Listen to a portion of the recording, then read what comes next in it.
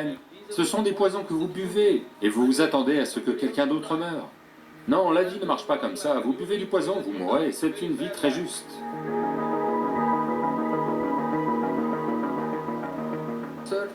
Alors monsieur, quand quelqu'un nous a fait du tort, ou nous a agressés d'une manière ou d'une autre, nous avons soit des sentiments d'hostilité... Oh, nous devons déposer une plainte. Non, à petite échelle, s'ils nous agressent ou s'ils nous font du tort, nous éprouvons parfois du ressentiment et de l'hostilité à leur égard. Et parfois nous pouvons avoir tendance à leur pardonner et à laisser tomber. Donc ma question ici est la suivante. Où devons-nous tracer une ligne et tenir le malfaiteur responsable de ce qu'il a fait? Et quand devrions-nous savoir lui pardonner? Et quand devrions-nous savoir laisser tomber? Donc c'est la question. Voyez, il ne s'agit pas de l'autre personne. Le choix pour vous est ceci. Si on vous donne le choix, là maintenant, vous tous, si on vous donne le choix de vivre soit dans la joie, dans le bonheur, soit dans la souffrance, dans la colère, dans le stress ou dans le ressentiment, quel est votre choix naturel? Vous devez choisir, je vais vous bénir là maintenant. Quel est votre choix naturel? Dans la joie, n'est-ce pas? Parce que chaque être humain recherche le plus haut degré de bien-être pour lui-même, pour elle-même. Vous pouvez l'appeler joie, vous pouvez l'appeler félicité, ce ne sont que des mots. Essentiellement, nous voulons le plus haut degré de bien-être pour nous-mêmes. Si votre corps devient agréable, on appelle ça la santé. S'il devient très agréable, on appelle ça le plaisir.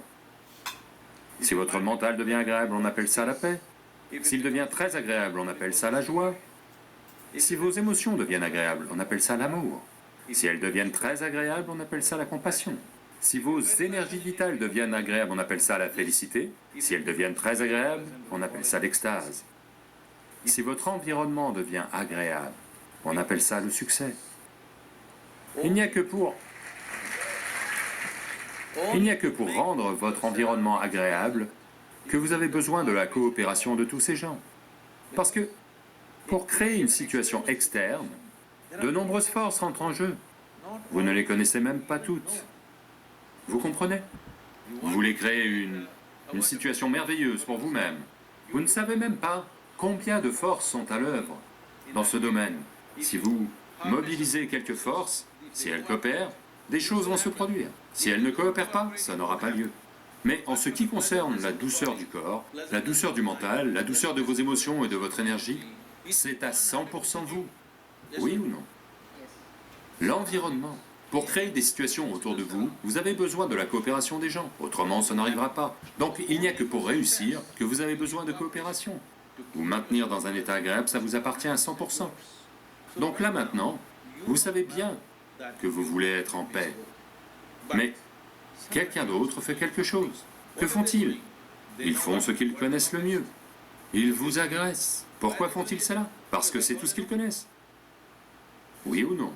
C'est comme ça qu'ils connaissent leur vie. C'est pour ça qu'ils le font. Si vous devenez rancunier et vous pensez que quelque chose va leur arriver, voyez, ce sont des choses. La colère, le ressentiment, la haine, ce sont tous des poisons que vous buvez. Et vous vous attendez à ce que quelqu'un d'autre meure. Non, la vie ne marche pas comme ça. Vous buvez du poison, vous mourrez. C'est une vie très juste. Si vous buvez du poison, vous mourrez. Très juste, n'est-ce pas? Je bois du poison et vous mourrez. Est-ce juste? Donc, les gens qui sont dans la colère, le ressentiment, la haine, c'est leur affaire. Ils boivent du poison. Quand je dis poison, je ne dis pas ça dans un sens moral. Il y a des preuves médicales substantielles, là, maintenant. On peut vous le montrer avec un bilan sanguin. Que 5 minutes avant, vous faites un bilan sanguin, là, maintenant. Pendant 5 minutes, vous restez extrêmement en colère. Et faites un bilan sanguin. Vous verrez que vous êtes chimiquement empoisonné, en réalité. Donc vous vous empoisonnez littéralement, pensant que ça va leur faire du mal à eux. Non, ça ne fera du mal qu'à vous. Donc pour moi, ça n'a pas de sens, c'est tout. Ce n'est pas une question de morale, pour savoir si vous devriez vous mettre en colère ou ne pas vous mettre en colère. C'est à vous de choisir si vous voulez vous déstabiliser.